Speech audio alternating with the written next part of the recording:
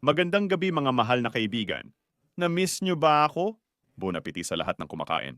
Kaya mga kaibigan, hindi ako basta-basta lumabas sa inyong YouTube screens ngayon. Mag-like at mag-subscribe para hindi nakakahiyang tumingin sa mata. Ngayon, sasabihin ko sa inyo ang tungkol sa tatlong mahahalagang kalamnan na dahil sa mga ito, patuloy tayong nabubuhay. May enjoy natin ang mundo at maging masaya sa buhay. Ang tatlong kalamnang ito ay nagbibigay buhay sa atin. Kapag tumigil ang tatlong kalamnang ito, mamamatay tayo. Walang patay na organismo ang may gumaganang tatlong kalamnang ito. Hindi na ba kayo makapaghintay na malaman ang tatlong kalamnang tinitukoy ko? Bigyan natin ang mga ito ng mga code na numero na 1, 2, 3. Ano ang palagay ninyo? Pero hindi natin isasama ang puso, mga cardiac muscle ito. Sobrang talino na ninyo.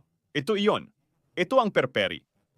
Pero sasabihin ko na, insulto ang kamatayan. Halimbawa, kung ang tatlong kalamnang ito magsimulang hindi gumana ng maayos, magsisimula ka na ring maging medyo mabagal. Hindi mo na mauunawaan kung sino ka, kung taga saan ka, sino ang kasama mo, para saan, bakit. Magkakaroon ka ng mga tanong na ganito. At pagkatapos, makakalimutan mo na rin ang mga tanong na ito. Kaya mga kaibigan, ang tatlong kalamnang ito ang nagbibigay ng pinakamataas na pagganap sa ating utak. At kung ang utak ay hindi gumagana sa pinakamataas na antas, ito ay isang karaniwang pangyayari. Pero kung ito ay hindi na gumagana ng lubusan, ito rin ay isang karaniwang pangyayari. Sabihin natin na halos lahat naman ng utak ay hindi talaga gumagana ng buo. Pero kahit na ito ay gumagana ng kaunti, ayos na ito. Makakauwi na tayo, maalala rin natin ang code ng intercom, at hindi rin natin malilimutan ang numero ng ating apartment.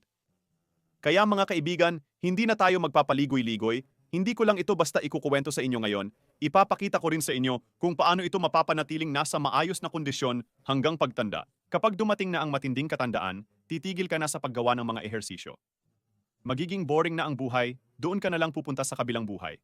Kaya mga kaibigan, para sa mga nagnanais na i-restore ang kalamnan sa leeg, maibalik ang daloy ng dugo sa bawat vessel, sa bawat arterya upang maghatid ito ng dugo sa inyong utak at bigyan ito ng oxygen at mga sustansya. Naghanda ako para sa inyo ng set ng mga ehersisyo. Nuwart po ninyo photoboy na araw-araw. Naghanda ako ng isang hanay ng mga ehersisyo para sa inyo na maaari ninyong gawin araw-araw at mapabuti ang daloy ng dugo sa inyong utak, sanay ng bawat kalamnan sa inyong leeg ng magkakahiwalay. Ang complex na ginagawa ko araw-araw. Inihanda ko para sa inyo. May link sa description. Punta kayo doon at magkikita tayo ron. Ipapakita ko ang lahat ng detalyado at tumpak. Malalaman ninyo ang lahat. Kaya ang unang kalamnan, tulad ng hula ninyo, sanayin natin ng tama ang sternocleidomastoid muscle. Papaikliin natin ito ng ganito, ang sternocleidomastoid muscle. Gumamit ako ng birding ilaw para makakuha ng inyong mata ang pinakamalaking therapeutic effect, ang berdeng ilaw na makatutulong sa iyo. Sino ang hindi nakaalam kung saan matatagpuan ang sternocleidomastoid muscle? Narito ito. Ang ilang tao ay lubos itong na-develop, malakas, sila ay swerte. Ang iba naman ay maliit, mahina, parang isang sanga na umaalog sa hangin. Hindi nagagampanan ang kanyang function. Mahina dahil sa pang-araw-araw na buhay, ang tanging pagkakataon na magkakaroon ito ng tensyon ay kapag ikaw ay lumingon sa isang direksyon, sa kabilang direksyon. Iyon na yon. Kapag nakatingin ka ng diretso, subukan mong hawakan ito. Malambot, parang dough.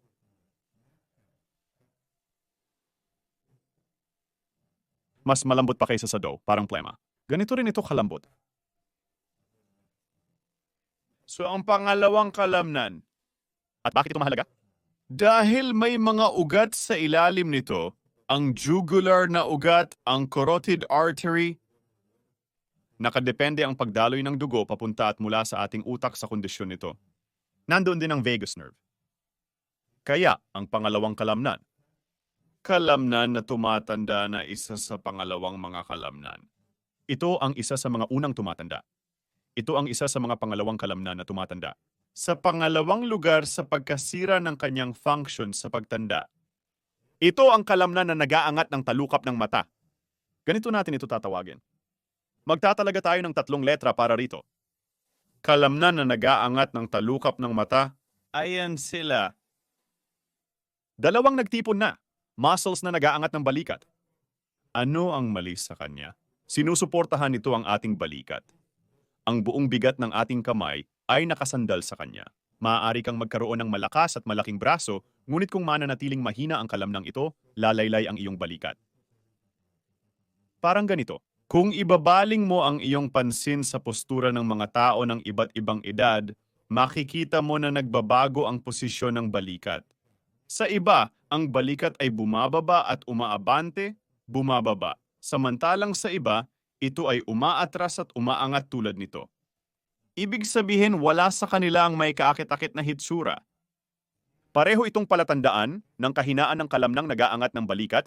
Sa unang kaso, pinayagan lamang nito ang balikat na bumaba. At sa ikalawang kaso, ang trapezius ay siyang gumawa na ng tungkulin nito. Ang trapezius ay palaging overloaded at wala ring magandang naidudulot ito. Nagdudulot ito ng sakit sa ulo at nagiging sanhi rin ng mga kondisyon na naglalabag sa venous outflow. Kaya, ang kalamnan na nag-aangat ng balikat, ang kalamnan ng kamatayan ang nasa pangalawang pwesto sa rating namin. Kaya, pangatlong lugar, tulad ng inyong hula. Kaya, tama, ito ay ang maikling flexors ng leeg. Ang grupong ito ng mga kalamnan ay matatagpuan sa suboccipital space.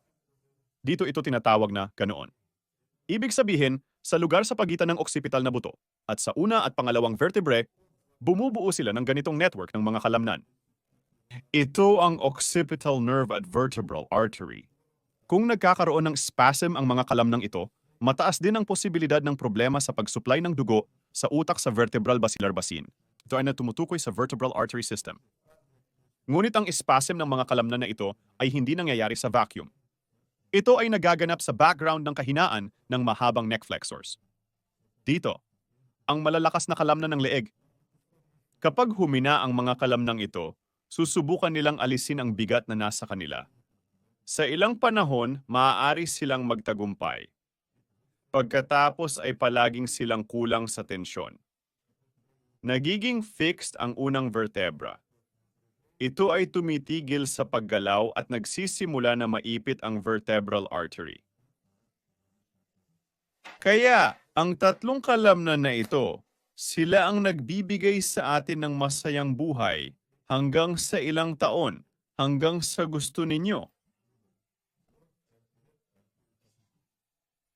Gawin mo ang mga ehersisyong ito hanggang sa magsawa ka. Kapag pagod ka na, itigil mo na ito at pwede ka nang pumunta sa paraiso. Kaya mga kaibigan, saan tayo magsisimula? Pectoral deltoid trapezius muscle.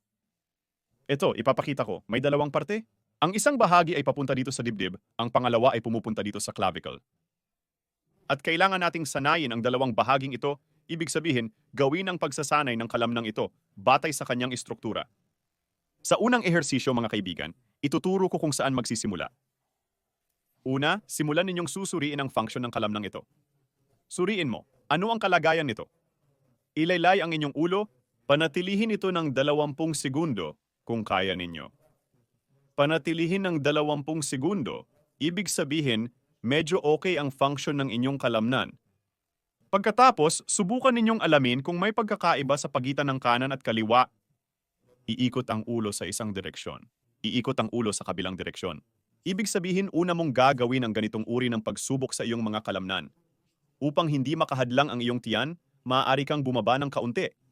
Dahil kung lalayo ka masyado, magiging mahirap din sa iyong tiyan. Nagawa mo na ang unang pagsubok mo. Nalaman mo kung ayos o hindi. Sa mga hindi maayos, magsisimulang manginig ng ganito, aalog ang ulo mo, na parang masakit ang ulo mo. Tumigil ka, kung hindi, maaari kang bumagsak o may masamang mangyari. Kaya, kaibigan, ituloy natin ang pagsasanay. Una, simpleng itaas at ibaba lang ang ulo. Ibig sabihin matapos mong gawin ang pagsusuri, maaari ka nang magsimula ng anumang pagsasanay, anumang pagsisikap. Ganito ang unang galaw. Pangalawa, itinaas ang ulo, gumawa ng paggalaw na pataas pababa gamit ang baba, pataas pababa, pataas pababa. Pangatlo, hiwalay na bigyan ng load ang kanan at kaliwa. Sa isang direksyon muna, pagkatapos ay sa ibaling ang ulo sa kabilang direksyon. At pang-apat, ang pinakamalakas na ehersisyo na napakagaling na nagpapabuti sa kalamnan na ito. Upang dibdib ay hindi magsag, ngayon, makikita. Bukod pa rito, magugustuhan ito ng mga may problema sa pag-ikot ng ulo. Dahil ang kalamnang ito ay lubhang nakikibahagi sa mga malalakas na pag-ikot at kapag hindi ito sapat na na-develop. Kasabay nito, normal na nagtatrabaho ang bahaging ito ng leeg na flexor, ang likod na kalamnan ng ulo, bahagi ng trapezius ng sabay. At kapag ang kalamnang ito ay hindi gumagana ng maayos, nagsisimulang mag-overload ang mga likod na kalamnan. Sa mga may problema sa tensyon sa kalamnan ng leeg, ang ehersisyong ito ay makakatulong sa kanila ng malaki dahil ang load ay lilipat sa mga harap na kalamnan. Kaya mga kaibigan, panoorin ninyo. Sobrang ipagpapakita ko ang isang mahirap pero magandang ehersisyo. Itaas mo ang iyong ulo at sa pusong ito, simulan mong ilapit ito sa isang balikan sa kabilang. At sa puntong ito, ang iyong ulo ay palaging nasa ere, hindi dumidikit sa kahit ano. May kahirapan itong ehersisyo dahil mayroon kang load. Ito ay palaging nasa kalamnan. At ang isa pa ay mas napapagod. At sa ganitong paraan, sabay silang nai-stretch. Iyon na yon, makikita mong ginagawa na rin ito ng iba. Matagal ko nang hindi nagawa ang ehersisyong ito. Kaya mga kaibigan, binigyan ko kayo ng load sa pectoral key muscle rito. Makikita ang ehersisyo ng kalamnan. Pumili ng bigat na batay sa iyong lakas o kahinaan. Gaano katagal o kamakailan mo ginawa ang ehersisyong ito? Sa mga may manipis na leeg parang gansa o manok, may mga tao na may manipis na leeg. Ito ang ehersisyong kailangan nila para sa mga kalamnan na nag-aangat ng load. Simulan natin sa pagtayo at pagharap sa pader. Itong pader ganito, tumayo ako sa harap ng pader. Iniharap ko ang aking mga palad sa harap. At itinaas ko ang aking dalawang balikat pataas at dahan-dahang ibinaba. Muling itinaas at ibinaba ko ang aking dalawang balikat. Makikita mo, hindi ko itinaas pabalik sa tainga. Diretso ko itong itinaas sa harap ng hindi nahihiya. Itaas at unti-unti itong ibinaba. Itinaas ko ito at ibinaba. Nilalagyan natin ng load ang kalamnan at inaangat ang balikat. Sapat na ang mga ehersisyong ito para sa iyo upang ganap na masanay ito. At ang pangatlo, maikling neck flexors mga kaibigan, para sabay-sabay na mag-ensayo. At mapabuti ang sirkulasyon ng dugo sa suboccipital area at magbigay ng load sa mahabang neck flexors na nasa itaas. Walang mas mahusay kaysa sa ehersisyong ito. Tingnan ang posisyon ng pagsisimula. Tingnan natin kung paano ka sanay na tumingin. Halimbawa, sa iyong kutsara, gusto mo bang tingnan ang iyong kutsara? Hindi sa kutsara, kundi sa telepono. Halimbawa. At ito ang pasulong. Tignan mo kung sino ang nandoon, normal na walang tao. Ito ang kilos, isa, dalawa, ngunit habang ginagawa ito, kailangan mong ilagay ang iyong mga kamay dito at ang kilos ay ganito. Pabalik, pababa, dito, doon, pabalik, ito ang ganito. Ganito ang posisyon na eksakto para sa iyo. Para sa mga taong nanonood ng video na ito sa kanilang telepono, ang iyong ulo ay nasa posisyong tulad nito. Ito rin ay kapakipakinabang para sa iyo. Gawin ang ehersisyong ito gamit ang iyong mga kamay. Huwag masyadong diinan ang kamay, ginagamit mo lamang ito bilang pabigat. Ngunit kung ito ay mahirap para sa iyo, kung ang ganitong uri ng stress ay mahirap para sa iyo, hindi mo pa rin sapat na na-develop ang iyong mga kalamnan ng leeg. Magsimula ka sa isang mas simpleng bersyon tulad nito. Habang nakadapa, magaan lamang. Ganito lang ito kasimple. Ang bigat ng ulo mo. Para sa iba, hindi nila agad makakaya ang ganitong load. Simulan sa posisyon na nakatagilid. Sa mga kalamnan ding ito, mas magaan lamang. Ganitong uri ng load para sa lahat ng nakasubscribe na sa channel at regular na naglalagay ng likes.